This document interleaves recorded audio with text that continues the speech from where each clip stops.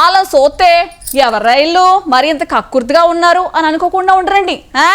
రైల్లో ప్రయాణించేస్తే గిఫ్ట్లు ఇచ్చేస్తున్నారు అనుకున్నారో ఏటో కానీ భోగిలో ఉన్నవన్నీ మడతెట్టేశారండి. తీరా దొరికిన తర్వాత మళ్ళీ కవర్ డ్రైవ్ల కోసం తెగ కష్టపడిపోయారండి. అలా కక్కుర్తి దేనికోసం, అసలు ఆ కక్కుర్తికి రిజల్ట్ ఏంటో ఇప్పుడు నేను మీకు చూపించేస్తానండి. అటు లుక్ వేసుకోండి మరి.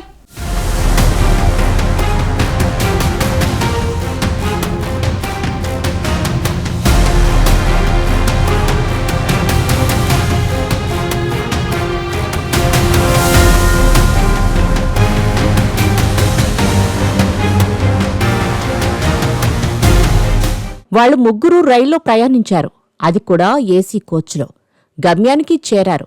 అంతవరకు బాగానే ఉంది. కాని తమ జర్నీ కోసం తీసిన టికెట్స్ రేట్లో కొంచెమైనా రికవరీ చేసుకోవాలనుకున్నారో ఏమో గాని కోచ్ నుంచి దిగిపోతూ రైల్వే శాఖ ఇచ్చిన దుప్పట్లను ఎత్తుకెళ్లే ప్రయత్నం చేస్తూ తమ కక్కుర్తి బుద్ధిని చూపించుకున్నారు.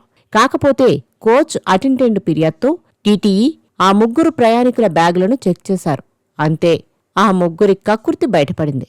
ఇప్పుడు ఈ వీడియో నెట్టింట వైరల్గా మారింది. వీడియో చూసిన నెటిజన్లు సదరు ప్రయాణికులపై అరే ఏంట్రా ఇదని మండిపడుతున్నారు. ఇదేం లేఖితనంరా అబ్బాయిలు అంటూ విమర్శిస్తున్నారు. ఢిల్లీకి చెందిన ఓ యువకుడు తన తల్లి సోదరుడితో కలిసి ఒడిశాలోని పూరి ఆలయ సందర్శనకు వెళ్లాడు. వారు ముగ్గురు పురుషోత్తం ఎక్స్ప్రెస్లో థర్డ్ ఏసీలో ప్రయాణించారు.